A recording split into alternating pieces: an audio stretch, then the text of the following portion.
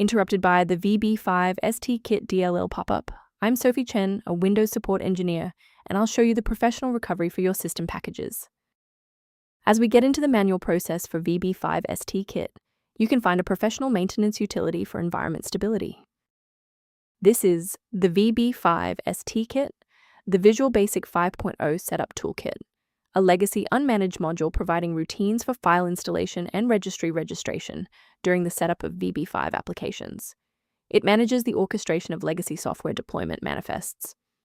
Enough of the technical side. Let's get these files back onto your system. The best approach here is a reinstall of Visual Basic 5.0 Runtime Setup.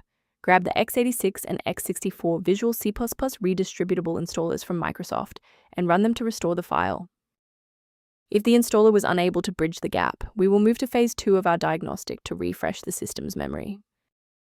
A simple restart can resolve file-in-use errors that mimic a missing VB5stkit message.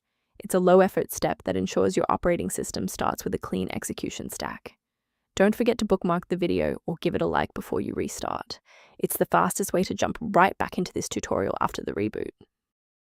If that didn't clear the error, follow these instructions to modify your system paths.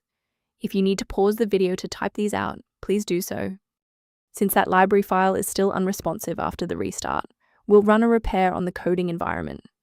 First, go to Control Panel, then select Programs and Features. Second, find every Microsoft Visual C++ Redistributable, 2005 through 2022. Third, right-click each and select Change, then select Repair. If that fails, download the latest all-in-one VC++ Redistributable package from Microsoft's website. Please note that for DLL files with numbers, the number tells you which version to repair. For example, 120 equals 2013. To prevent any secondary issues, I recommend a cautious approach to downloading individual system files. Please keep in mind that manual replacement of VB5stkit.dll carries a high operational risk.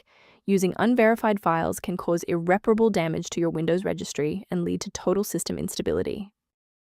Beyond manual troubleshooting, many users find that a system-wide diagnostic scan provides a more complete picture of their environment. For users seeking a more stable Windows experience, the link below references a cleanup utility related to VB5stkit and system libraries. By subscribing, you're ensuring that the next time you encounter VB5stkit critical error, you'll have a trusted expert ready to help.